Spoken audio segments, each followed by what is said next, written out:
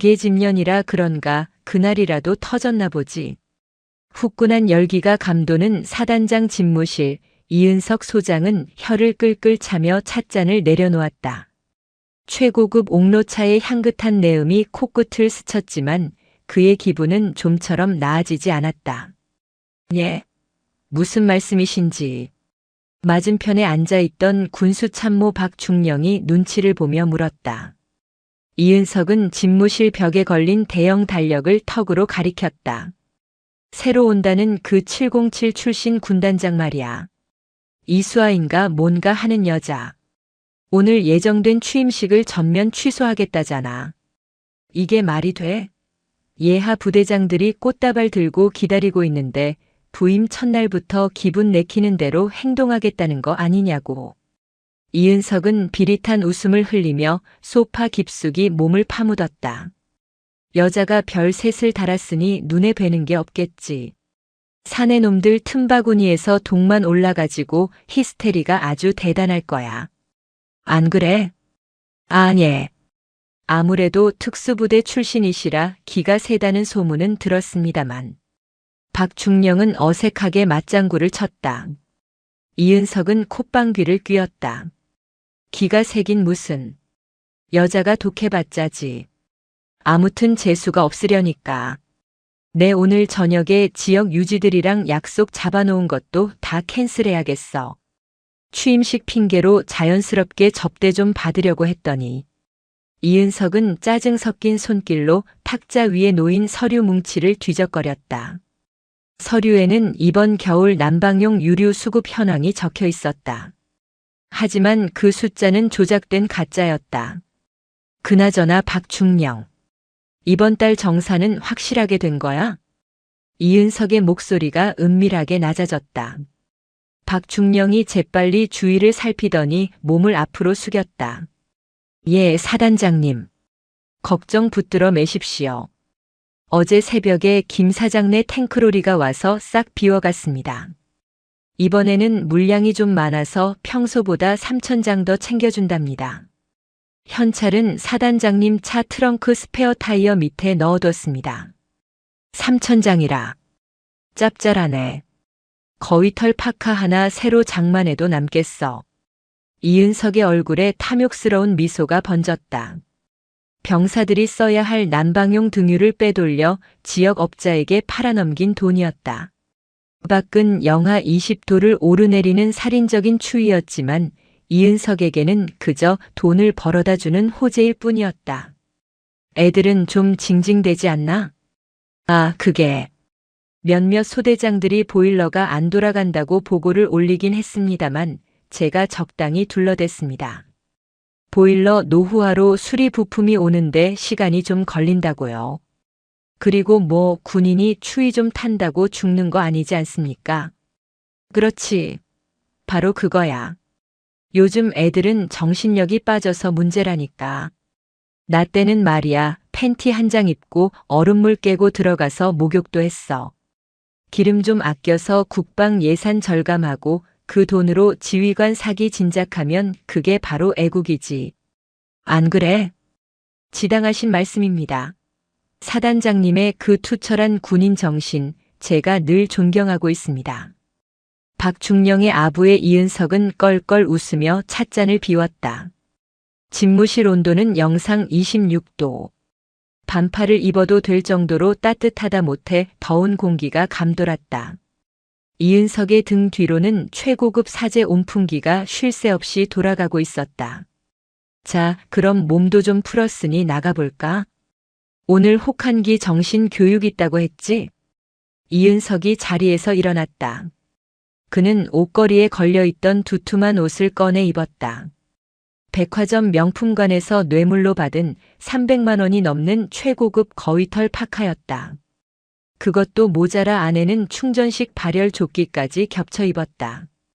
준비됐습니다. 연병장에 전 병력 집합시켜 놨습니다. 좋아. 날씨도 추운데 애들 군기나 바짝 잡아줘야겠어. 이은석은 거울을 보며 머리를 매만졌다. 기름진 얼굴에는 추위에 대한 걱정이라곤 눈꼽만큼도 없었다. 그는 자신이 병사들에게 얼마나 끔찍한 고통을 주고 있는지 전혀 알지 못했고 알려고 하지도 않았다. 그저 자신의 권위를 과시하고 병사들을 쥐어짜는 것에서 오는 가학적인 쾌감을 즐길 뿐이었다. 이은석이 집무실 문을 열고 밖으로 나갔다. 복도에 찬 공기가 훅 끼쳐왔지만 명품 파카로 무장한 그에게는 시원한 바람 정도로만 느껴졌다. 연병장은 그야말로 생지옥이었다. 살을 애는 칼바람이 강원도 산골짜기를 휘몰아치고 있었다. 온도계의 눈금은 영하 22도를 가리키고 있었지만 체감 온도는 영하 40도에 육박했다. 입김을 내뱉으면 순식간에 서리가 되어 속눈썹에 달라붙는 날씨였다. 수백 명의 병사들이 연병장에 오와 열을 맞춰 서 있었다. 그들의 복장은 처참했다. 얇은 전투복 위에 낡아 빠진 깔깔 이방상 내피와 보급용 야상 하나가 전부였다. 귀마개조차 보급이 제대로 안 되어 빨갛게 얼어터진 귀를 손으로 감싸쥐는 병사들이 태반이었다. 야, 김병장. 나 발가락 감각이 없어. 이러다 잘리는 거 아니냐? 맨 뒷줄에 서 있던 이등병이 입술을 파르르 떨며 속삭였다. 그의 군화는 낡아서 냉기가 그대로 스며들고 있었다. 조금만 참아라. 사단장 훈화만 끝나면 바로 막사로 들어갈 수 있을 거야. 옆에 서 있던 김 병장이 쉰 목소리로 달랬다. 하지만 김 병장 역시 죽을 맛이었다. 어젯밤 기름이 떨어진 내무반은 냉동창고나 다름없었다. 서로 부둥켜 안고 체온을 나눠도 뼛속까지 파고드는 한기는 막을 수 없었다. 아침에 일어나니 수통에 물이 꽁꽁 얼어 있었다. 그런데 아침부터 혹한기 정신교육이라니. 제정신이 아니었다. 그때 단상 위로 뚱뚱한 실루엣이 올라왔다. 이은석 소장이었다. 뒤뚱거리며 걷는 그의 모습은 마치 뒤룩뒤룩 살찐 펭귄 같았다. 그는 마이크 앞에 서서 헛기침을 몇 번 하더니 거드름을 피우며 입을 열었다. 아, 마이크 테스트. 다들 잘 들리나? 병사들은 대답할 기운도 없었지만 억지로 악을 썼다. 예, 잘 들립니다. 목소리가 작다. 추워서 쫄았어? 이래가지고 전쟁 나면 총이나 쏘겠나. 이은석의 호통이 스피커를 찢을 듯 울려 퍼졌다. 병사들의 표정이 일그러졌다. 저 돼지 같은 인간은 자기가 입고 있는 옷이 얼마나 따뜻한지 알기나 할까. 이은석은 만족스러운 듯 고개를 끄덕이며 훈화를 시작했다. 오늘 날씨가 좀 쌀쌀하긴 하다. 하지만 군인은 날씨 탓을 하면 안 된다. 중요한 건 뭐다? 바로 정신력이다. 군인 정신. 그는 주먹을 불끈 쥐어 보였다. 요즘 너희들 꼬라지를 보면 한숨만 나온다. 춥다고 웅크리고 기름 없다고 징징대고. 내가 소위 때는 말이야, 난로 같은 건 있지도 않았어. 그냥 깡으로 버텼단 말이다. 그런데 요즘 군대는 편해져서 그런가 아주 배들이 불렀어. 김 병장은 주먹을 꽉 쥐었다. 편해지긴 개뿔이 편해져. 기름을 팔아쳐먹은 게 누군데 적반하장인가. 며칠 전 야간 근무를 서다가 후문 쪽으로 나가는 유조차를 본 적이 있었다. 그때 행정관에게 보고했더니 못 본 걸로 해라며 욕만 바가지로 먹었었다. 저 돼지 같은 사단장이 범인인 게 확실했다. 그래서 오늘 너희들의 그 나약해 빠진 정신머리를 뜯어고치기 위해 특단의 조치를 취하겠다. 이은석의 눈이 번들거렸다. 그는 마치 사냥감을 앞에 둔 맹수처럼, 아니 먹잇감을 가지고 노는 하이에나처럼 비열하게 웃었다. 전 병력 상해 탈의 실시. 순간 연병장의 정적이 흘렀다. 병사들은 자신들의 귀를 의심했다. 이 날씨에 상해 탈이라니? 이건 훈련이 아니라 고문이었다. 아니, 살인 미수였다. 뭐해? 안 들려? 동작 봐라. 10초 준다. 19, 8. 이은석이 카운트다운을 시작했다. 병사들은 울며 겨자 먹기로 야상을 벗기 시작했다. 지퍼를 내리는 손이 덜덜 떨렸다. 야상을 벗고 깔깔이를 벗고 전투복 상의까지 벗어던지자 앙상한 맨몸이 드러났다. 살을 칼로 베는 듯한 고통이 전신을 강타했다. 여기저기서 억눌린 신음소리가 터져나왔다. 동상에 걸린 피부는 자줏빛으로 변해가고 있었다. 옆에 있던 이등병이 비틀거렸다. 김 병장이 급히 그를 부축했다. 정신 차려. 쓰러지면 죽어. 하지만 단상 위에 이은석은 그 모습을 보며 낄낄거렸다. 봐라. 저 꼴을. 추위는 마음먹기에 달린 것이다. 나는 지금 하나도 안 춥다. 왜냐? 내 정신력이 너희보다 강하기 때문이다. 그는 두꺼운 거위털 파카 주머니에 손을 찔러 넣으며 외쳤다. 너희들이 추위를 느끼는 건 조국에 대한 충성심이 부족해서야. 알겠나? 알겠습니다. 병사들의 목소리는 죽어가고 있었다. 이은석은 그 처참한 광경을 즐기듯 뒷짐을 지고 단상을 어슬렁거렸다. 자, 이제부터 연병장 10바퀴 뛴다. 나고하는 놈은 오늘 저녁 없다. 군가 시작. 군가는 전후. 그때였다. 부대 정문 쪽에서 굉음이 들려왔다. 우웅.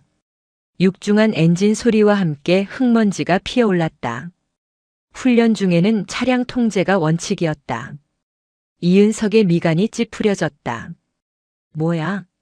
어떤 놈이 감히 사단장 훈화 중에 차를 끌고 들어와. 위병소 애들 뭐하는 거야? 이은석이 꽥 소리를 질렀다. 들어온 차는 검은색 군용 레토나였다. 그런데 상태가 심상치 않았다. 번쩍번쩍 광이 나는 장성급 세단이 아니라 지늘기 덕지덕지 묻고 범퍼가 찌그러진 마치 전장을 방금 뚫고 나온 듯한 야전 차량이었다. 레토나는 속도를 줄이지 않고 사열대 쪽으로 곧장 돌진해왔다. 병사들이 기겁을 하며 양옆으로 갈라졌다. 멈춰. 당장 멈추란 말이야. 이은석이 마이크에 대고 고래고래 소리를 질렀지만 레토나는 들은 척도 하지 않았다. 차는 단상 바로 앞 이은석의 코앞에서 끼익 소리를 내며 급정거했다. 타이어 타는 냄새가 매캐하게 퍼졌다. 이 미친 새끼들이. 너희들 어느 부대야? 내가 누군 줄 알고. 이은석은 뚜껑이 열렸다. 감히 내 구역에서 내 권위에 도전하다니. 그는 당장 운전병을 끌어내려 영창에 보내버릴 생각으로 단상 아래로 뛰어내려갔다. 운전석 문이 열리고 누군가 내렸다. 야, 너 직속상관 누구야? 당장 관등 성명돼. 이은석이 삿대질을 하며 다가갔다. 하지만 차에서 내린 인물을 확인하는 순간 그의 손가락이 허공에서 멈칫했다. 운전석에서 내린 사람은 남자가 아니었다. 짧게 친 쇼컷 머리에 날카로운 눈매를 가진 여자였다. 그녀는 전투복 위에 아무런 방한 장비도 걸치지 않은 채였다. 하지만 그녀에게서 뿜어져 나오는 기운은 영하 20도의 추위보다 훨씬 더 서늘하고 압도적이었다. 무엇보다 이은석의 눈을 사로잡은 것은 그녀의 오른쪽 어깨에 달린 계급장이었다. 은색 별이 3개. 중장이었다. 그리고 왼쪽 가슴에는 독수리 발톱이 그려진 흉장이 선명하게 박혀 있었다. 대한민국 육군 특수전사령부 예하 제707 특수임무단 출신임을 증명하는 마크였다. 주 중장? 이은석은 자신의 눈을 의심했다. 여자가 중장? 설마 저 여자가? 여자는 이은석을 본체 만체하고 뒷좌석 문을 열어주는 것이 아니라 자신이 직접 뚜벅뚜벅 이은석에게 걸어왔다. 수행원도 운전병도 없었다. 그녀가 직접 운전해서 온 것이다. 그녀의 눈빛이 이은석의 두꺼운 파카를 훑고 지나갔다. 그리고 덜덜 떨고 있는 상의를 벗은 병사들에게로 시선이 옮겨갔다. 그녀의 눈썹이 꿈틀했다. 사단장 이은석. 그녀의 목소리는 낮았지만 연병장의 바람 소리를 뚫고 또렷하게 들렸다. 예, 추 충성. 사단장 소장 이은석입니다. 이은석은 얼떨결에 경례를 붙였다. 머릿속이 하얗게 변했다. 취임식을 취소했다던 그 신임 군단장 이수아가 눈앞에 있었다. 그것도 예고도 없이 수행원도 없이 낡은 레토나를 직접 몰고서. 이수아는 이은석의 경례를 받지 않았다. 대신 그녀는 한 발짝 더 다가와 이은석의 코앞에서 멈춰섰다. 그녀의 키는 이은석보다 작았지만 이은석은 마치 거대한 산이 자신을 내려다보는 듯한 위압감을 느꼈다. 내가 오다가 무전을 하나 도청했는데 말이야. 이수아의 입꼬리가 비스듬히 올라갔다. 그것은 웃음이 아니었다. 사냥감을 물어뜯기 직전의 맹수가 짖는 표정이었다. 계집년이라 그날이 터져서 취임식을 취소했다. 누가 그런 소리를 짓거리던데. 이은석의 얼굴이 사색이 되었다. 다리에 힘이 풀려 주저앉을 뻔했다. 그게 무슨. 왜? 내 앞에서도 한번 짓거려보지 그래. 정신력이 빠져가지고 어디 별 3계단 상관한테 뒷담화질이야. 이수아는 손을 뻗어 이은석의 두꺼운 파카 깃을 잡았다. 그리고 거칠게 잡아당겼다. 이거 아주 좋아 보이네. 거위털인가? 병사들은 살가죽이 얼어 터지는데 지휘관이라는 작자는 아주 따뜻하시겠어. 군단장님, 이건 오해입니다. 저는 그저 병사들의 혹한기 적응 훈련을 위해. 아가리 닥쳐. 이수아의 입에서 거친 욕설이 튀어나왔다. 내 귀에 도청 장치가 있는 줄 몰랐나 보지. 내 놈 집무실에서 나불대던 소리, 토시 하나 안 빼고 다 들었으니까. 이수아는 품에서 소형 녹음기를 꺼내 흔들어 보였다. 707 시절 사용하던 고성능 감청 장비였다. 그리고 이수아는 시선을 돌려 덜덜 떨고 있는 병사들을 바라보았다.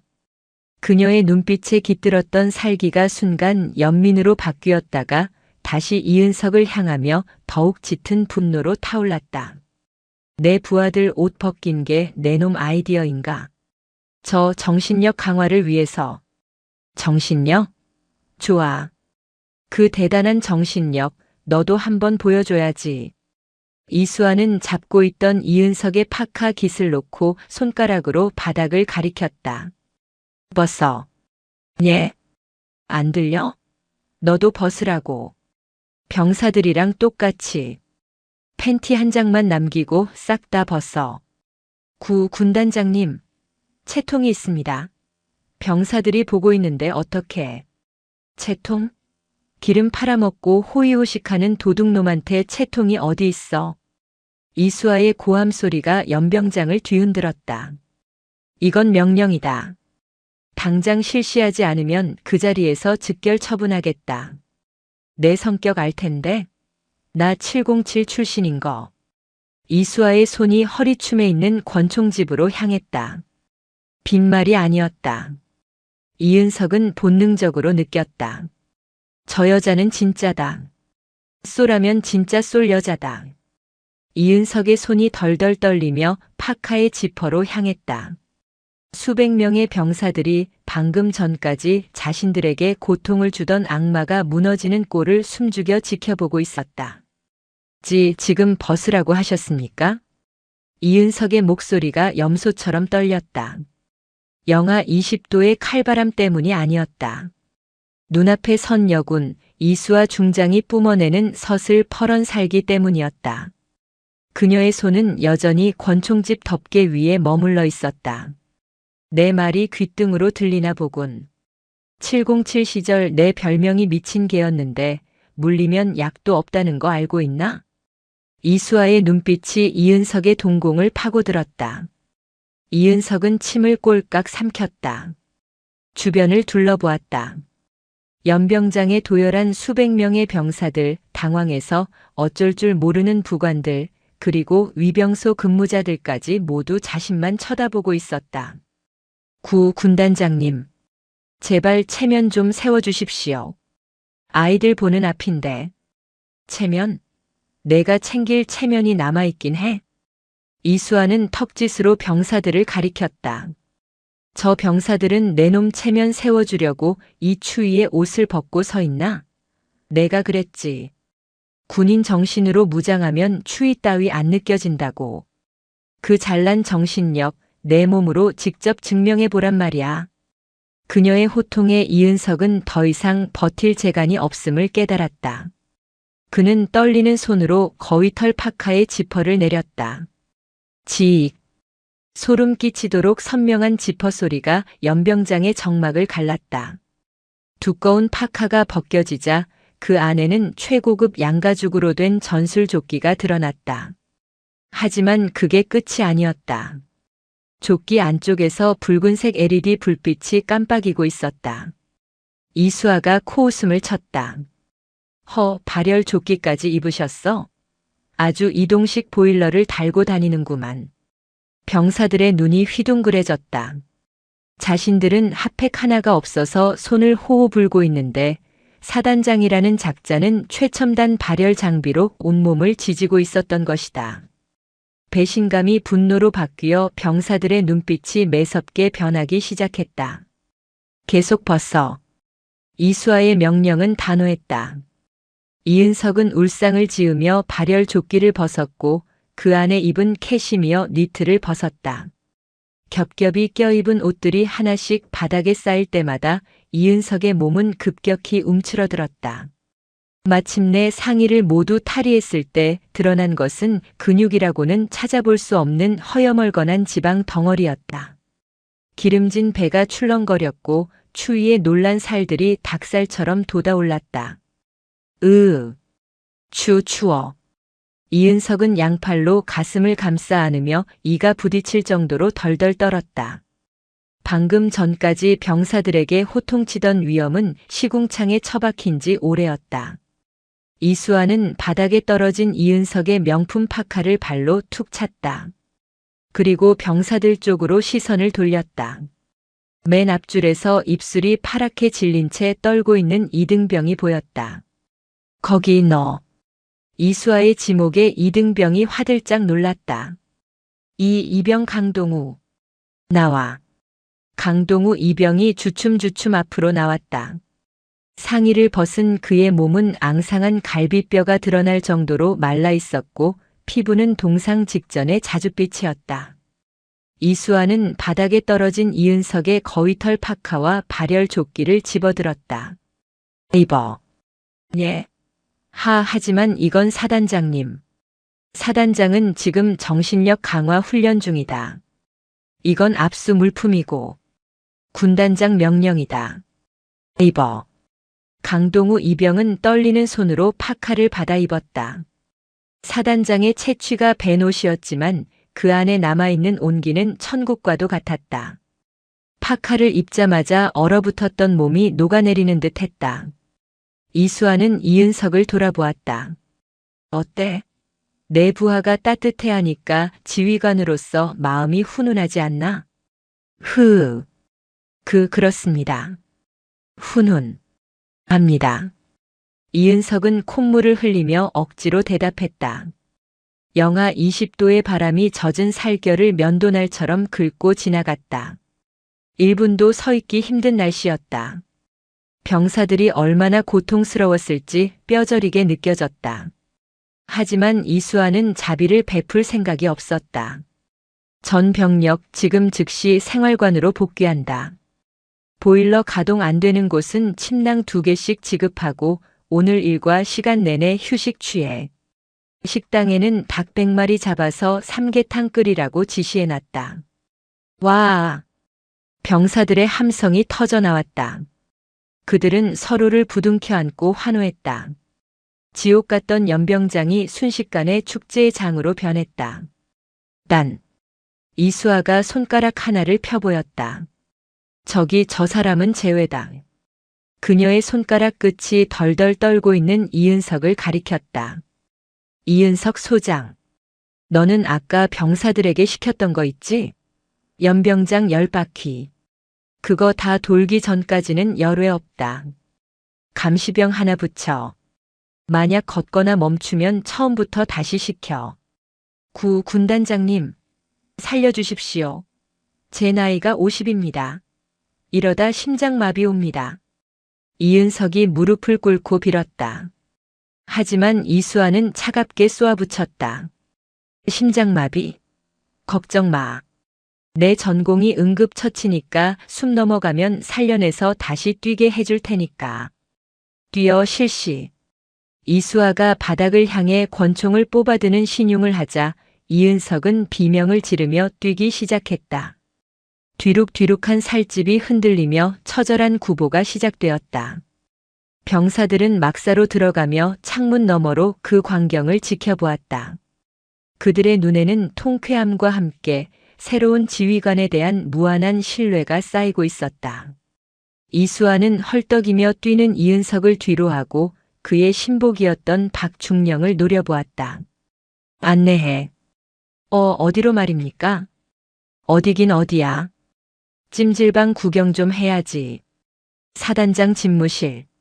사단장 집무실의 문을 여는 순간 훅 하고 뜨거운 공기가 밀려나왔다.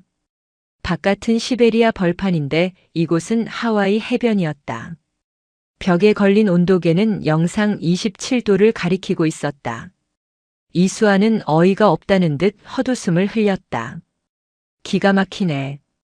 여기서 반팔 입고 조격이라도 했나? 그녀는 성큼성큼 걸어 들어가 소파 중앙에 털썩 앉았다.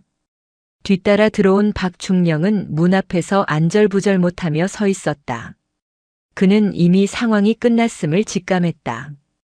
이은석이 무너진 이상 다음 타깃은 자신이었다. 박중령. 예. 군단장님. 앉아. 서 있으니까 산만하잖아. 박중령은 죄인처럼 고개를 숙인 채 맞은편 소파 끝에 엉덩이를 걸쳤다. 솔직하게 말하면 정상 참작해줄게. 이번 겨울 기름 얼마나 빼돌렸어? 이수아는 빙 돌려 말하지 않았다. 단도직입적인 질문에 박중령의 눈동자가 흔들렸다. 그게 무슨 말씀이신지. 저는 군수참모로서 정당한 절차에 따라. 쾅! 이수아가 탁자를 주먹으로 내리쳤다. 두꺼운 강화 유리에 금이 갈 정도의 괴력이었다. 박중령이 히익하고 숨을 들이켰다. 절차? 내 앞에서 절차 운운하지 마. 내가 여기까지 오면서 그냥 왔을 것 같아? 유류 저장고 재고량, 배차 일지, 위병소 출입 기록 이미 다 확보했어. 김일성 고지 탈환 작전 때보다 더 철저하게 조사하고 왔다고. 이수아는 품에서 접어두었던 종이 뭉치를 꺼내 탁자 위에 던졌다. 그것은 이은석과 박중령이 사인을 주고받은 결제 서류 사본과 유조차가 드나든 CCTV 캡처 사진이었다. 이은석이랑 짝짝꿍에서 해먹은 게 한두 푼이 아니던데. 병사들 얼려 죽이면서 모은 돈으로 자식들 유학 보내고 골프 치러 다니니까 재미 좋았나? 박중령의 얼굴이 흑빛이 되었다. 그는 소파 아래로 스르르 미끄러져 내려와 무릎을 꿇었다. 군단장님, 죽을 죄를 지었습니다. 하지만 저는 시키는 대로 했을 뿐입니다. 사단장님이 시키는데 제가 무슨 힘이 있겠습니까? 시키는 대로 했다. 비겁한 변명은 집어치워. 군인은 명령에 죽고 살지만 불법적인 명령에는 불복종할 의무도 있어. 넌 공범이야. 이수아는 자리에서 일어나 집무실 한 구석에 있는 대형 온풍기 앞으로 걸어갔다. 최고급 사제 온풍기였다. 그녀는 전투하시는 발로 온풍기를 걷어찼다. 우당탕. 플라스틱 부품들이 박살나며 온풍기가 뒹굴었다. 매캐한 연기가 피어올랐다. 이딴 거 틀어놓고 희희낙낙할 시간에 내무반 보일러나 한 번 더 확인했어야지. 이수아는 다시 박중령에게 다가갔다. 장부는 어디 있어? 자, 장부라뇨? 진짜 장부 말이야. 가짜 서류 말고 뒷돈 챙겨서 얼마나 남겨 먹었는지 적어놓은 놈들만의 비밀 노트. 이은석 성격에 꼼꼼하게 다 적어놨을 텐데. 박중령은 입을 다물었다. 그걸 내놓는 순간 자신은 끝장이다. 하지만 이수아는 이미 답을 알고 있다는 듯 이은석의 책상 뒤쪽 거대한 금고가 있는 벽을 쳐다보았다. 저기 금고 안에 있나? 비밀번호는 뭐지? 이은석 생일? 아니면 와이프 생일? 모릅니다. 저 금고는 사단장님만 여실 수 있습니다. 그래? 그럼 부숴야겠네. 이수아는 주저없이 수화기를 들었다. 공병대대장 연결해. 용접기랑 해머 들고 사단장실로 오라고 해. 금고 털 거니까. 그때 박중령이 다급하게 외쳤다. 아닙니다. 제가 알고 있습니다. 공병대까지 오면 일이 더 커질 것이 뻔했다. 박중령은 떨리는 손으로 금고 다이얼을 돌렸다. 띠리릭. 쿵. 육중한 철문이 열렸다. 금고 안에는 5만 원권 현금 뭉치가 벽돌처럼 쌓여 있었고 그 위에 검은색 가죽 수첩 하나가 놓여 있었다. 이수아는 수첩을 집어들어 휘리릭 넘겨보았다. 날짜, 금액, 거래처, 그리고 상납 고리까지. 대한민국 군대의 썩은 환부가 적나라하게 기록되어 있었다. 와, 이 새끼들 봐라. 기름만 팔아먹은 게 아니네. 부식비 횡령에 공사 리베이트까지. 아주 부대를 주식회사로 운영했어. 이수아의 눈에서 파란 불꽃이 튀었다. 그녀는 수첩을 탁 덮고 박중령을 내려다보았다. 이 돈 다 어디서 났어? 그게 지역 유류 납품 업체인 대성에너지 김 사장에게 받은 뇌물입니다. 김 사장? 그놈이 주범이구만. 이수아의 머릿속에 새로운 작전이 그려졌다. 단순히 이은석 하나 잡는 것으로 끝낼 일이 아니었다. 군대에 기생하며 피를 빨아먹는 거머리들까지 모조리 소탕해야 했다. 박중령. 지금 당장 김 사장한테 전화해. 예. 전화해서 뭐라고. 물건 더 있다고 해. 이번에 내가 새로 부임하면서 창고 정리하다가 남은 기름을 대량으로 발견했다고. 아주 싸게 넘길 테니까 지금 당장 트럭 끌고 오라고 해. 박중령이 눈을 크게 떴다. 함정을 파시려는 겁니까? 함정이 아니라 비즈니스지. 놈들이 좋아하는. 이수아는 차갑게 웃었다. 스피커폰으로 해. 딴소리하면 내 혀부터 자를 줄 알아. 박중령은 덜덜 떨며 수화기를 들었다. 신호음이 몇 번 가기도 전에 걸걸한 목소리의 남자가 전화를 받았다. 어이, 박중령. 무슨 일이야? 어제 물건 가져간 지 얼마나 됐다고. 예. 김 사장님. 그게 기쁜 소식이 있어서 연락드렸습니다. 기쁜 소식? 뭔데? 혹시 이 소장님이 보너스라도 챙겨주신대? 그게 아니고 이번에 새로 오신 군단장님이 부대 정비를 지시하셨는데 구형 유류 탱크를 철거하라고 하셨습니다. 그런데 그 안에 기록에 없는 경유가 2만 리터나 들어있지 뭡니까? 2만 리터? 진짜야? 수화기 넘어 김 사장의 목소리가 탐욕으로 떨렸다. 요즘 기름값이 금값인데 횡재도 이런 횡재가 없었다. 네. 이거 그냥 보고하면 국고로 환수되니까 사단장님께서 김 사장님께 조용히 넘기라고 하셨습니다. 대신 현찰 박치기로 오늘 당장. 역시 우리 이 장군님 통이 크시다니까. 내가 바로 갈게. 트럭 3대 끌고 가면 되지. 1시간이면 도착해. 알겠습니다. 후문 쪽 초소 비워두겠습니다. 전화가 끊어졌다. 이수아는 만족스러운 표정으로 박중령의 어깨를 툭툭 쳤다. 연기 좀 하는데? 나중에 전역하면 사기꾼 해도 되겠어. 감사합니다. 박중령은 울상을 지었다. 이수아는 창문 밖을 내다보았다. 이은석은 여전히 연병장을 비틀거리며 돌고 있었다. 이미 반쯤 얼이 빠진 표정이었다. 자, 그럼 손님 맞을 준비를 해볼까? 이수아는 무전기를 꺼내 들었다. 707 특임대 출동 대기조.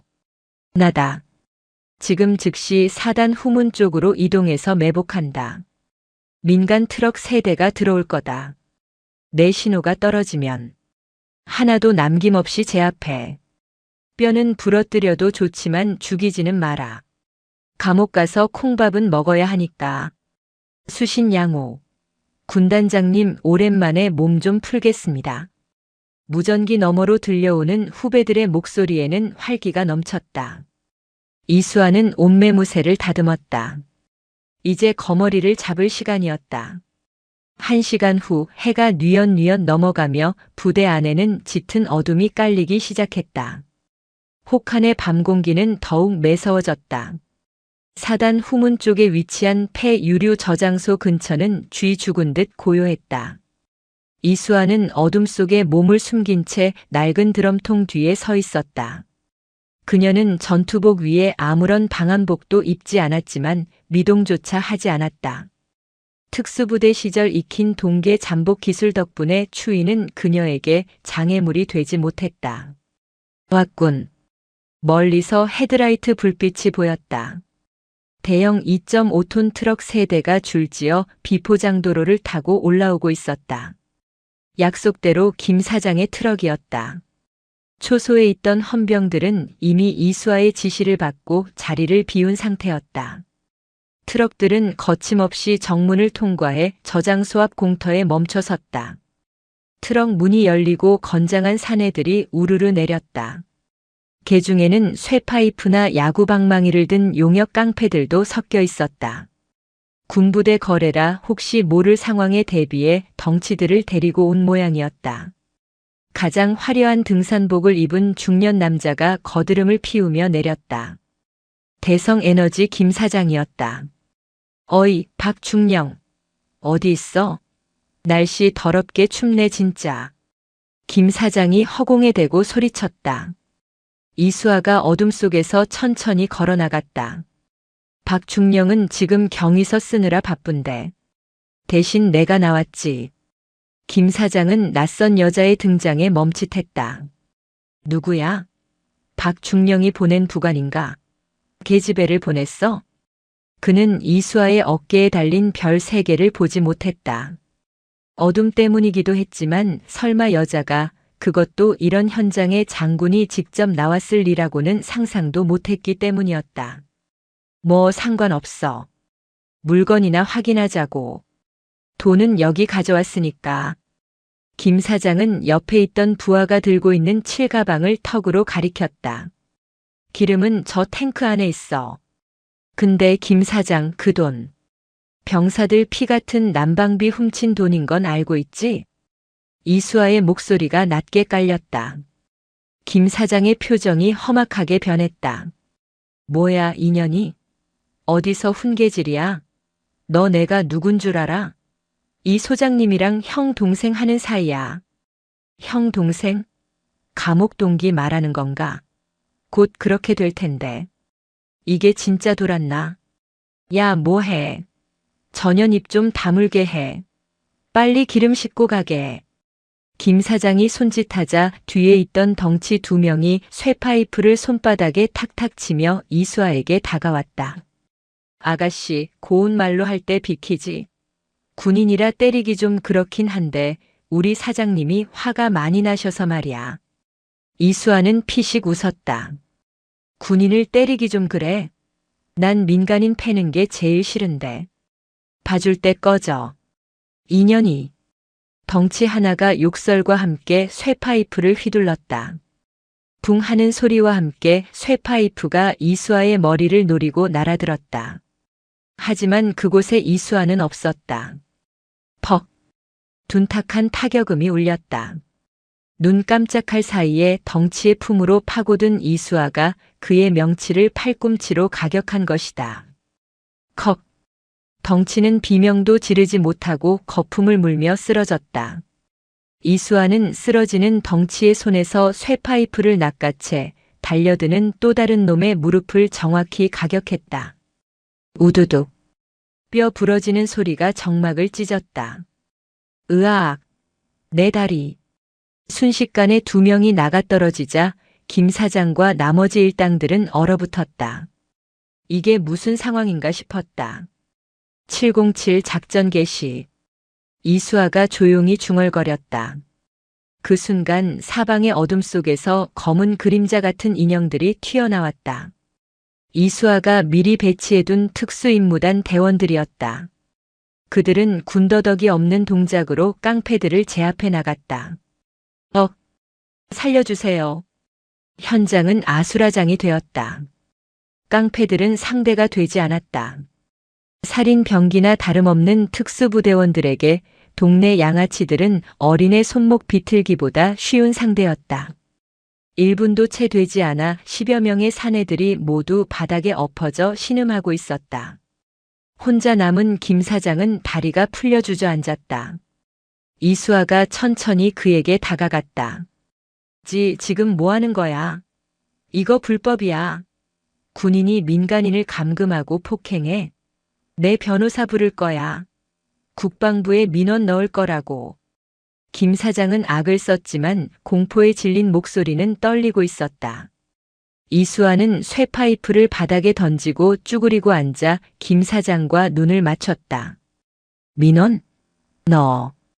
꼭 넣어라. 대신 민원실 가기 전에 헌병대 지하 조사실부터 들러야 할 거야. 그녀는 김 사장의 멱살을 잡아 일으켰다. 군용물 절도, 뇌물 공여, 그리고 공무 집행 방해. 흉기 소지 특수 협박도 추가되겠네. 너랑 이은석이 해먹은 거 토해내려면 평생 감옥에서 양말이나 꿰매야 할걸. 이수아는 멀리서 다가오는 헌병대의 사이렌 소리를 들으며 김 사장을 바닥에 내동댕이 쳤다. 전원 체포해. 뇌물 가방은 증거물로 확보하고 트럭도 압수한다. 저 트럭에 실린 기름통 싹 다 비워서 병사들 난방유로 채워 넣어. 충성. 후배 대원들이 우렁차게 대답했다. 상황이 정리되고 이수아는 주머니에서 스마트폰을 꺼냈다. 화면에는 녹화 중 표시가 떠 있었다. 방금 전 김 사장이 이은석과의 관계를 떠벌리고 부하들을 시켜 폭력을 행사하려던 장면이 고스란히 담겨 있었다. 이 정도면 언론에 뿌리기 딱 좋겠네. 이수아는 흐뭇한 미소를 지으며 전송 버튼을 눌렀다. 수신인은 국방부 출입 기자단 단톡방이었다. 제목 혹한기 군 비리 현장 급습. 장군과 업자의 추악한 커넥션. 동영상 첨부. 이 영상이 퍼지는 건 시간 문제였다. 내일 아침이면 대한민국 전체가 발칵 뒤집힐 것이다. 그리고 이은석과 김 사장, 그리고 그들의 뒤를 봐주던 썩은 줄기들은 모조리 불타 없어질 것이다. 이수아는 밤하늘을 올려다보았다. 차가운 별들이 유난히 밝게 빛나고 있었다. 자, 이제 큰 거는 해결했고. 애들 밥은 잘 먹고 있나 확인하러 가볼까? 그녀는 가벼운 발걸음으로 병영 식당을 향해 걸어갔다. 등 뒤로 끌려가는 악당들의 절규가 배경음악처럼 들려왔다. 부대 식당 안은 그야말로 찜통이었다. 하지만 병사들에게 그 열기는 불쾌함이 아닌 축복이었다. 대형 솥단지 수십 개에서 뿜어져 나오는 하얀 김이 식당 천장을 가득 메웠고 구수한 인삼과 닭육수 냄새가 코를 찔렀다. 야, 이거 꿈 아니지? 진짜 삼계탕 맞아? 김 병장은 식판을 받아들고 눈을 의심했다. 뚝배기 안에 닭 한 마리가 통째로 들어가 있었다. 그것도 모자라 전복까지 하나 얹혀 있었다. 평소라면 닭고기 부스러기나 몇 점 떠다니던 닭똥국과는 차원이 달랐다. 김치도 봐라. 겉절이다. 이거 터진 군대 김치가 아니야. 후임병들이 환호성을 질렀다. 밥은 고봉으로 쌓여 있었고 후식으로는 귤과 초코파이가 박스째로 쌓여 있었다. 이 모든 것은 이은석 소장과 김 사장에게서 압수한 검은 돈으로 마련된 것이었다. 전 병력 식사 시작. 당직 사관의 구호가 떨어지자마자 천여 명의 병사들이 일제히 숟가락을 들었다. 후루룩 쩝쩝. 식당 안은 순식간에 개 걸스럽게 먹어 치우는 소리로 가득 찼다. 얼어붙었던 몸속으로 뜨끈한 국물이 들어가자 병사들의 얼굴에 비로소 혈색이 돌기 시작했다. 누군가는 너무 맛있는 나머지 눈물을 글썽이기도 했다. 그때 식당 문이 열리고 이수와 군단장이 들어왔다. 그녀는 여전히 전투복 차림이었다. 병사들이 놀라 일어나려 하자 이수아가 손을 들어 제지했다. 앉아. 밥 먹을 땐 개도 안 건드린다고 했다.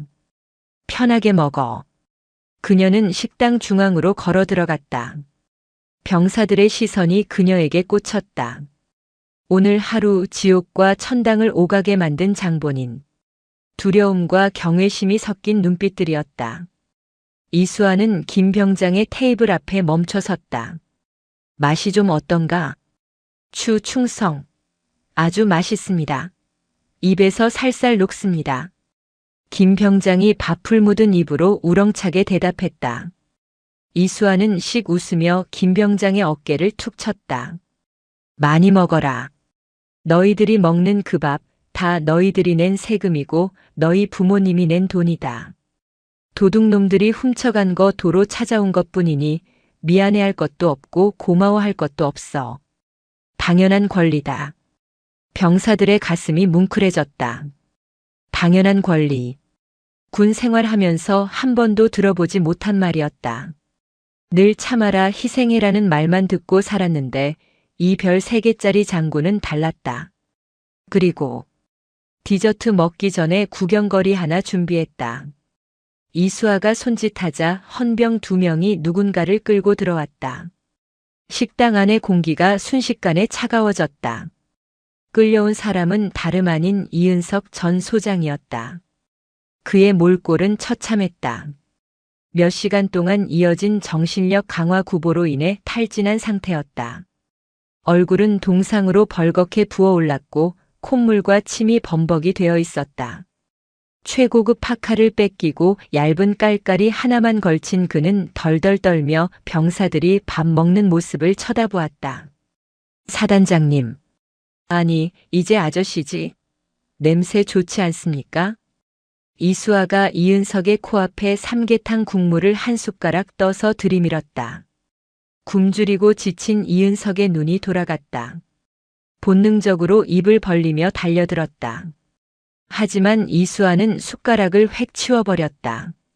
어라? 먹고 싶어? 근데 어쩌나. 이건 우리 병사들 몫인데. 정신력으로 추위도 이기는 분이 배고픔 하나 못 참아서야 쓰겠어? 제발. 국물 한 모금만. 이은석이 비굴하게 애원했다. 병사들은 그 모습을 싸늘하게 지켜보았다. 불과 몇 시간 전만 해도 자신들을 벌레 보듯 하던 절대권력자가 이제는 밥 한 숟가락에 영혼을 팔고 있었다. 김 병장. 이수아가 불렀다. 예. 군단장님. 이자에게 밥을 주고 싶나? 김 병장은 이은석을 노려보았다. 전우들이 추위에 떨 때 비웃던 얼굴이 떠올랐다. 아닙니다. 아깝습니다. 들었지? 병사들이 싫다는데 내가 줄 수가 없네. 끌고 가. 유치장에 쳐넣어. 아, 유치장 난방은 껐지? 정신력 강화 훈련은 밤새 계속되어야 하니까. 헌병들이 이은석을 질질 끌고 나갔다. 으악. 잘못했습니다. 밥 좀 줘. 추워 죽겠다고. 이은석의 절규가 식당 밖으로 멀어졌다. 그 소리는 병사들에게 그 어떤 음악보다 감미로운 자장가였다. 와! 식당이 떠나갈 듯한 함성과 박수가 터져나왔다. 이수아는 병사들을 향해 거수 경례를 붙였다. 맛있게 먹고 푹 자라. 내일은 더 좋은 게 기다리고 있을 테니. 다음 날 아침 대한민국은 발칵 뒤집혔다. 이수아가 국방부 기자단에게 보낸 영상과 자료가 아침 뉴스 헤드라인을 장식했다. 특종 혹한기 훈련 병사들은 알몸 구보, 사단장은 찜질방 파티, 단독 신임 여군단장, 비리 장군 참교육 현장 포착. 충격 영상 707 출신 이수와 중장, 조폭 동원한 납품 비리 일망타진. 인터넷 커뮤니티와 SNS는 폭발했다. 와, 진짜 미쳤다. 요즘 군대 좋아졌다더니 다 개소리였네. 이수와 장군님 포스 봐라. 깡패들 때려잡는 거 실화냐? 영화 찍는 줄. 저런 게 진짜 군인이지. 똥별들 다 잡아넣어라. 사이다도 이런 사이다가 없다. 내 속이 다 뻥 뚫리네. 국방부 홈페이지는 마비될 지경이었다. 칭찬 글이 수만 건씩 올라왔다. 청와대 국민청원 게시판에는 이은석 소장을 엄벌에 처하고 이수와 중장에게 훈장을 수여하라는 청원이 올라온 지 반나절 만에 20만 명의 동의를 얻었다. 군 유치장 독방. 이은석은 쪼그려 앉아 덜덜 떨고 있었다. 유치장 바닥은 냉골이었다. 그는 어떻게든 살아남기 위해 머리를 굴렸다. 그래, 김 의원님. 김 의원님이라면 도와주실 거야. 그는 국회 국방위원회 소속 김 의원과 막역한 사이였다. 뇌물의 상당 부분이 그에게로 흘러들어갔으니 자신을 모른 척할 수 없을 터였다. 이은석은 면회 온 변호사를 통해 몰래 휴대전화를 빌렸다. 떨리는 손으로 김 의원에게 전화를 걸었다. 뚜루루, 뚜루루. 고객의 사정으로 전화를 받을 수 없습니다. 몇 번을 걸어도 받지 않았다. 문자를 보내도 답이 없었다. 손절이었다. 이미 여론이 들끓고 증거가 명백한 상황에서 정치인들이 썩은 동아줄을 잡을 리 없었다. 철컥. 유치장 문이 열리고 양복 입은 남자들이 들어왔다. 군 검찰 수사관들이었다. 이은석 씨. 특정범죄 가중처벌법상 뇌물수수, 업무상 횡령, 직권남용 혐의로 긴급 체포합니다. 수갑이 채워졌다. 이거 나. 내가 누군 줄 알아. 나 소장이야. 투스타라고. 계급장 떼셨잖습니까? 이제 그냥 범죄자입니다. 가시죠.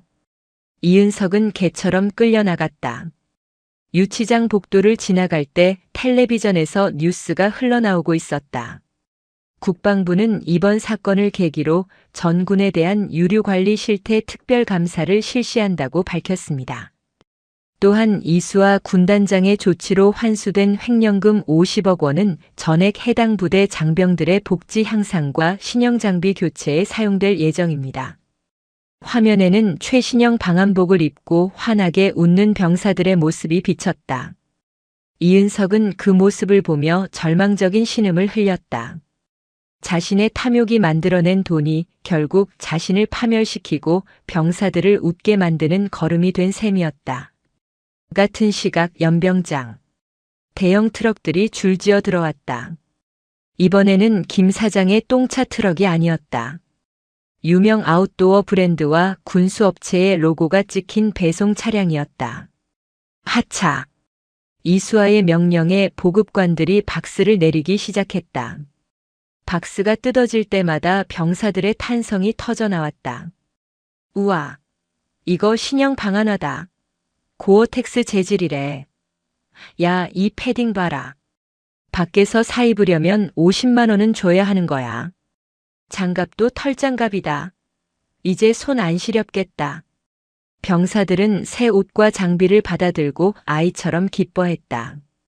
낡고 냄새나던 보급품 대신 기능성 최고의 장비들이 그들의 몸을 감쌌다.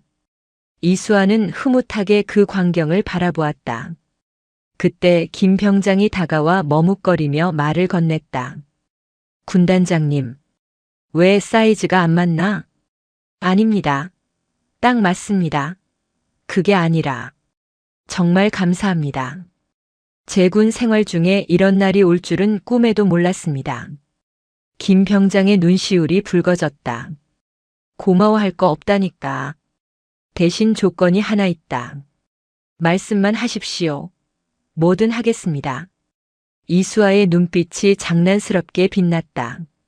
장비 좋아졌으니 훈련 강도 높여도 불만 없겠지? 이제 춥다는 핑계는 안 통한다. 김 병장은 씩씩하게 차렷 자세를 취했다. 예, 알겠습니다. 지옥 끝까지라도 뛰겠습니다. 부대 분위기는 완전히 바뀌었다. 패배감과 냉소로 가득 찼던 부대에 활기가 돌기 시작했다. 하지만 이수아는 만족하지 않았다. 물질적인 보상은 끝났다. 이제는 무너진 군기를 다시 세우고 병사들을 진짜 군인으로 만들 차례였다. 며칠 후 새벽 6시. 기상 나팔 소리와 함께 전 병력이 연병장에 집합했다. 영하 15도의 추위였지만 신형 방한복으로 무장한 병사들의 표정은 여유로웠다. 전원 주목. 이수아가 단상에 올랐다. 그녀 역시 병사들과 똑같은 전투복에 방한 장비를 착용하고 있었다. 오늘부터 아침 구보 코스를 바꾼다. 연병장 뺑뺑이는 지루하니까 부대 뒤편 산악 코스로 간다. 왕복 10km. 병사들이 웅성거렸다. 평지 10km도 힘든데 산악 구보라니. 게다가 눈이 쌓여 미끄러운 산길이었다. 겁먹었나? 이수아는 콧방귀를 뀌었다.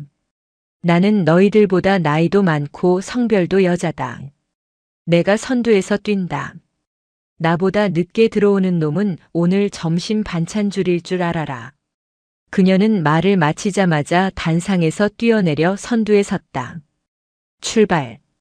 이수아가 총알처럼 튀어나갔다. 병사들은 당황해서 허둥지둥 뒤를 쫓았다. 와, 저게 사람이야? 김 병장은 혀를 내둘렀다. 오르막길인데도 이수아의 속도는 줄어들지 않았다. 707 시절 산악구보는 밥 먹듯이 했던 그녀였다. 숨소리 하나 흐트러지지 않고 치고 나가는 군단장의 등은 병사들에게 충격 그 자체였다. 헉, 헉, 같이 가요. 젊은 병사들이 땀을 뻘뻘 흘리며 따라갔지만 거리는 점점 벌어졌다. 이수아는 중간중간 뒤를 돌아보며 소리쳤다. 빨리 안 와? 사단장 잡혀가고 나니까 긴장 풀렸어? 이 좋은 장비 입고 이것밖에 못 뛰어. 그녀의 동료는 채찍질보다 매서웠지만 기분 나쁘지 않았다. 이은석처럼 뒤에서 말로만 떠드는 게 아니라 가장 힘들고 어려운 앞자리에서 직접 땀 흘리는 지휘관이었기 때문이다. 반원점을 돌고 내려오는 길. 나고하려는 이등병 하나가 다리가 풀려 넘어졌다. 으악! 이등병은 눈길에 미끄러져 비탈길 아래로 굴을 뻔했다. 그때 누군가 번개처럼 날아와 이등병의 군장을 낚아채 끌어올렸다. 이수아였다. 정신 안 차려? 다칠 뻔했잖아. 그녀는 이등병을 일으켜 세워 흙을 털어주었다. 죄송합니다. 죄송하면 더 열심히 뛰어. 할 수 있지? 예, 할 수 있습니다. 이수아는 이등병의 등을 팡팡 쳐주고는 다시 선두로 달려나갔다. 병사들은 그 모습을 보고 젖먹던 힘까지 짜냈다. 저런 분이라면 믿을 수 있다. 진짜 별이다. 가짜 똥별이 아니라 진짜다. 병사들의 눈빛이 바뀌었다. 그것은 단순한 복종이 아니었다. 마음에서 우러나오는 존경과 신뢰였다. 구보가 끝나고 연병장에 도착했을 때 이수아의 얼굴에도 송글송글 땀이 맺혀 있었다. 그녀는 가쁜 숨을 몰아쉬는 병사들을 둘러보았다. 오늘 기록 나쁘지 않다. 하지만 내일은 1분 더 단축한다. 알겠나? 알겠습니다. 함성 소리가 메아리 쳤다. 지난번 이은석이 시켰던 억지 함성과는 질적으로 달랐다. 땅이 울리는 듯한 기백이 느껴졌다. 이수아는 미소를 지었다. 해산. 샤워하고 아침 든든히 먹어라. 그녀가 집무실로 돌아가려 할 때 행정반장이 달려왔다. 군단장님, 국방부 장관님께서 화상 연결을 요청하셨습니다. 그리고 방송국에서 인터뷰 요청이 쇄도하고 있습니다. 귀찮게 됐네. 이수아는 땀을 닦으며 투덜거렸다. 장관님 연결은 받고 방송국 놈들은 다 돌려보내. 군인이 훈련해야지 카메라 앞에서 웃고 떠들 시간 없어. 아, 알겠습니다. 행정반장이 경외심 어린 눈으로 경례했다. 이수아는 집무실로 들어갔다. 따뜻한 공기가 그녀를 반겼다. 하지만 이제 이 따뜻함은 혼자만의 특권이 아니었다. 부대 내 모든 병사가 함께 누리는 공평한 온기였다. 그녀는 창문 너머로 활기차게 움직이는 병사들을 바라보며 책상 위에 놓인 가족 사진을 어루만졌다. 707 시절 작전 중에 전사한 동기의 사진이었다. 보고 있냐? 내가 지키고 싶어 했던 군대, 내가 조금은 만들어가고 있는 것 같다. 얼어붙었던 겨울이 가고 있었다. 하지만 이수아의 부대에는 이미 봄보다 뜨거운 열정이 타오르고 있었다. 그것은 썩은 환부를 도려내고 새살이 돋아난 건강하고 강인한 진짜 군대의 모습이었다. 하지만 평화는 오래가지 않는 법. 책상 위 직통 전화기가 요란하게 울리기 시작했다. 발신자는 청와대 안보실장이었다. 이수아의 눈매가 다시 날카로워졌다. 또 다른 폭풍이 몰려오고 있었다. 전화벨 소리가 집무실의 정적을 깼다. 발신자는 청와대 국가안보실 2차장이었다. 하지만 수화기 너머에서 들려온 목소리는 차장이 아닌 훨씬 더 걸걸하고 오만한 남자의 목소리였다. 이수아 중장인가? 나야 국방위원회 김기철 의원. 김기철. 여당 내 실세이자 차기 국방부 장관으로 거론되는 거물 정치인. 그리고 이은석이 유류 횡령 자금을 상납하던 뒷배였다. 이수아의 눈매가 가늘어졌다. 군단장 이수아입니다. 안보실 한라인으로 민간인이 전화를 하시다니 보안 규정 위반인 건 아십니까? 이 친구 보게. 말버릇이 아주 당차구만. 보안이 중요해? 사람 목숨이 중요하지. 자네가 지금 건드린 벌집이 어딘지 알고나 설치는 거야? 벌집이 아니라 똥통이더군요.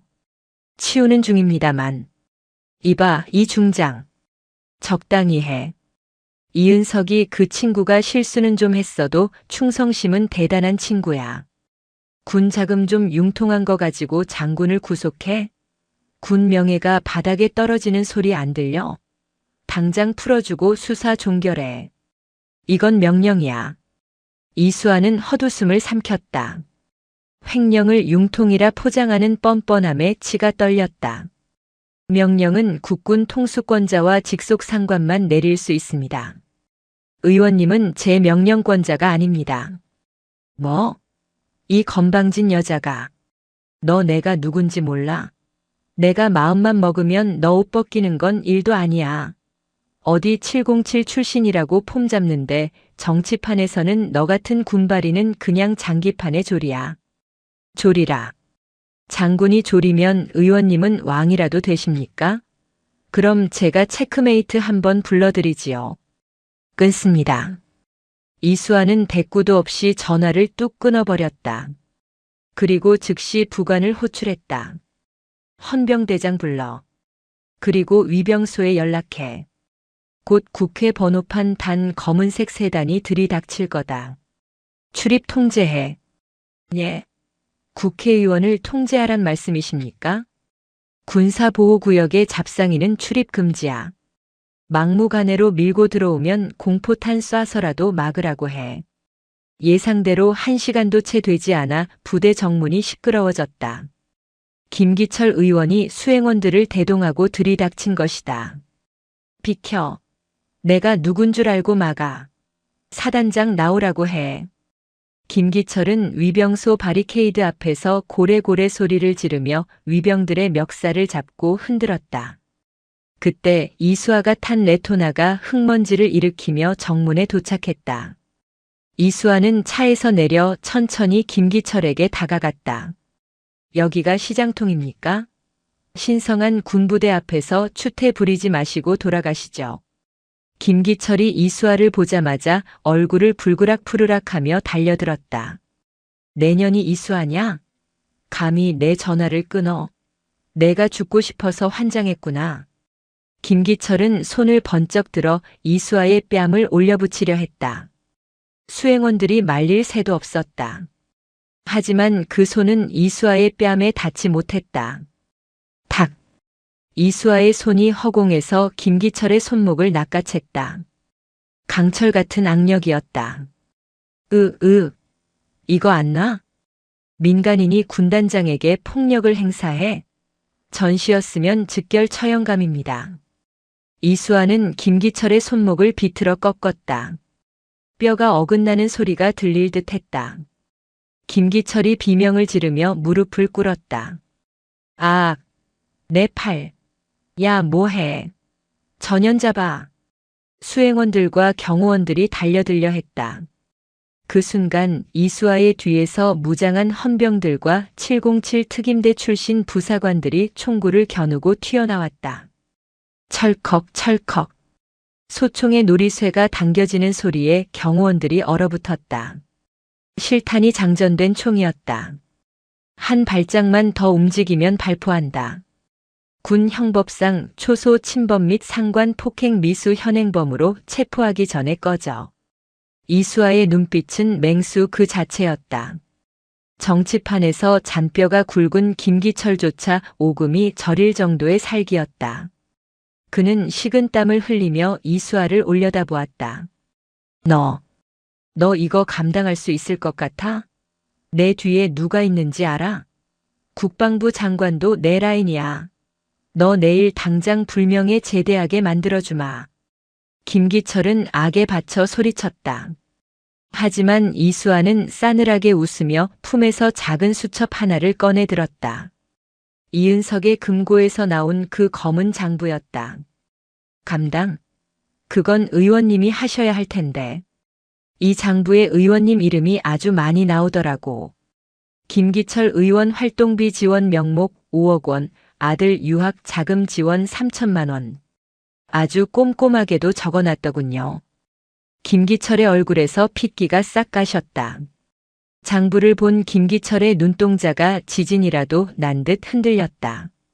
그건 단순한 횡령 장부가 아니었다. 자신의 정치 생명을, 아니 인생 자체를 끝장낼 수 있는 데스노트였다. 그거 일이네. 당장 내놓지 못해. 김기철이 발악하며 덤벼들려 했지만 헌병들에게 제압당해 바닥에 처박혔다. 흑투성이가 된 최고급 양복이 그의 처지를 대변해주고 있었다. 이수아는 장부를 탁탁 털며 김기철을 내려다보았다. 이게 그렇게 갖고 싶습니까? 그래서 제가 준비했습니다. 혼자 보기 아까워서 말이죠. 그녀는 손가락으로 위병소 초소 위에 설치된 CCTV를 가리켰다. 그리고 행정반장이 들고 있는 태블릿 PC 화면을 김기철의 눈앞에 들이밀었다. 화면에는 국방TV 유튜브 라이브가 송출되고 있었다. 현재 시청자 수 30만 명. 제목은 긴급 생중계 국회의원의 군부대 난입과 비리 장부 공개. 아, 안 돼. 김기철은 사색이 되어 중얼거렸다. 방금 전 자신이 이수아를 때리려던 장면, 욕설을 퍼붓던 장면, 그리고 장부 내용이 언급되는 장면까지 모조리 생중계되고 있었다. 채팅창은 폭발하고 있었다. 와, 국회의원이 군단장 뺨을 때리려고 해? 미친 거 아냐? 저놈이 그 김기철이야? 뒤에서 돈 받아 처먹은 놈이? 이수아 장군님 건드리면 넌 죽는다. 국민들이 가만 안 둔다. 당장 구속해라. 쓰레기 정치인 아웃. 축하드립니다. 의원님, 전국구 스타 되셨네요. 이제 국방부 장관은커녕 금배지 지키기도 힘드시겠습니다. 이수아의 조소에 김기철은 바들바들 떨었다. 모든 게 끝났다. 자신이 쳐놓은 그물에 자신이 걸려든 꼴이었다. 에이, 이 독사 같은 년. 독사? 아니지. 나는 대한민국 군인이다. 너 같은 기생충들 잡는 방역업자고. 이수아는 헌병대장에게 눈짓했다. 체포해. 민간인이지만 군사 기밀 유출 및 군용물 횡령 교사 혐의, 초소 침범죄 적용해서 군 검찰로 넘겨.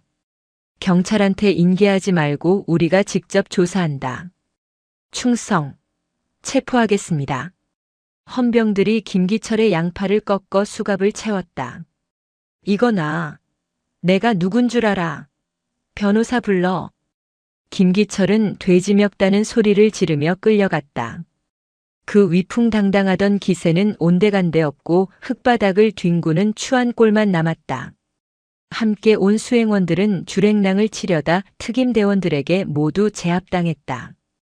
상황이 종료되자 이수아는 카메라를 향해 섰다. 그녀는 흐트러진 옷매무새를 다듬고 정중하게 거수 경례를 했다. 국민 여러분, 군단장 이수아 중장입니다.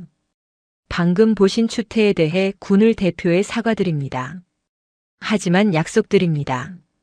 제 부대, 아니 우리 군에 더 이상 이런 비리가 발붙일 곳은 없습니다.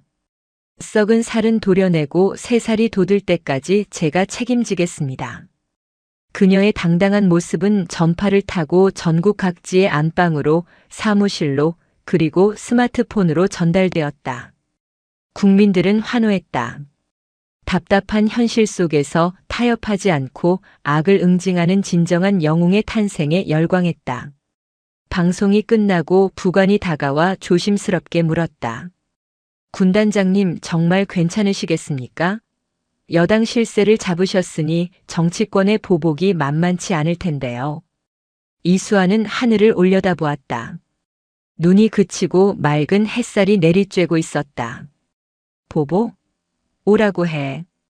나한테는 5천만 국민과 내 뒤를 지켜주는 5만 명의 군단 병력들이 있어. 똥파리 몇 마리 날아온다고 무서워서 피하면 그게 군인이냐? 그녀는 주먹을 꽉 쥐었다. 그리고 707에서 배운 게 하나 있지. 적의 심장을 타격할 때는 망설이지 마라. 난 이제 시작이야. 계절이 바뀌었다. 살을 애는 칼바람이 불던 강원도 산골짜기에도 봄 기운이 완연했다. 연병장 주변에는 개나리가 흐드러지게 피어 있었다. 지난 몇 달간 군단은 천지개벽했다.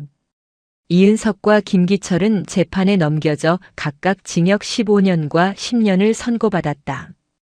김 사장의 재산은 몰수되어 국고로 환수되었고 그 돈은 고스란히 장병들의 복지 기금으로 쓰였다.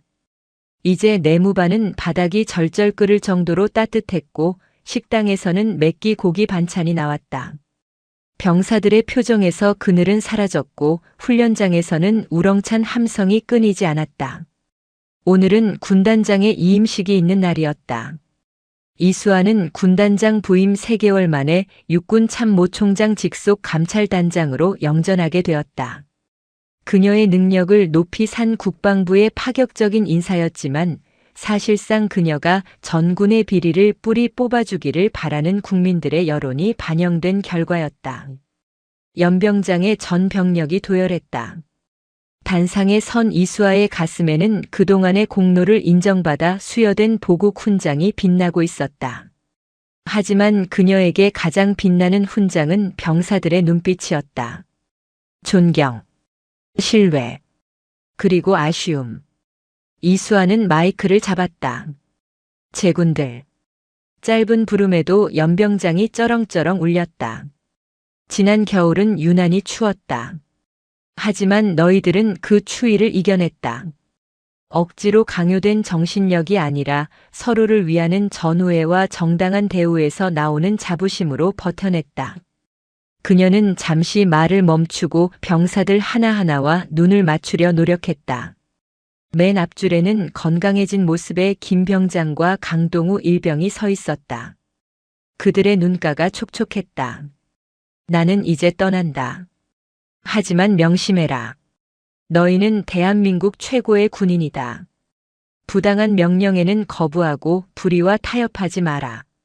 내가 어디에 있든 너희가 춥고 배고프지 않게 지켜볼 것이다. 이수아가 말을 마치고 거수 경례를 올렸다. 군단장 이수아 이임을 신고합니다. 충성. 그 순간 지휘관의 구호도 없이 전 병력이 일제히 경례를 붙였다. 충성. 만여 명의 병사들이 내지르는 함성은 지축을 뒤흔들었다. 각본에 없는 마음에서 우러나온 경례였다. 식이 끝나고 이수아가 차에 오르려 할 때 김병장이 뛰어나왔다. 군단장님, 잠시만 기다려 주십시오. 김병장은 품에서 무언가를 꺼내 내밀었다. 투박하게 포장된 작은 상자였다. 이게 뭔가? 저희 병사들이 십시일반으로 모은 돈으로 샀습니다. 비싼 건 아니지만 꼭 드리고 싶었습니다. 이수아가 상자를 열자 그 안에는 병사들이 직접 깎아 만든 나무 조각상이 들어 있었다. 군복을 입고 당당하게 서 있는 이수아의 모습이었다. 그리고 그 밑에는 서툰 글씨로 이렇게 새겨져 있었다. 우리의 영원한 대장님, 얼어붙은 별을 녹여주셔서 감사합니다. 천하에 미친 게 이수아의 눈시울이 붉어졌다. 그녀는 조각상을 소중하게 가슴에 품었다. 대통령 표창보다 국회의원의 사과보다 더 값진 선물이었다. 고맙다. 정말 고맙다. 이수아는 김 병장의 손을 꽉 잡았다. 거칠고 굳은 살 박인 병사의 손. 이 손을 지키기 위해 그녀는 싸웠던 것이다. 차에 오른 이수아는 창문을 내리고 손을 흔들었다. 병사들은 차가 보이지 않을 때까지 연병장에 서서 그녀를 배웅했다. 차가 위병소를 빠져나가 고속도로에 진입했다. 운전병이 백미러로 이수아를 힐끔 보며 물었다. 단장님, 이제 감찰단으로 가시면 더 바빠지시겠습니다. 똥별들 잡으러 다니시려면요. 이수아는 창밖의 따스한 햇살을 느끼며 피식 웃었다. 그녀의 눈빛은 다시 특유의 날카로움으로 빛나고 있었다. 그래. 이제 몸 좀 풀었으니까 본 게임을 시작해야지. 대한민국 군대의 썩은 놈들이 하나도 안 남을 때까지 707의 사냥은 계속된다. 그녀의 태블릿 PC에는 벌써 다음 타깃인 방산 비리 업체의 리스트가 떠 있었다. 얼어붙은 겨울을 끝낸 그녀가 이제 또 다른 봄을 가져오기 위해 전장으로 향하고 있었다. 사이다의 맛은 이제부터 시작이었다.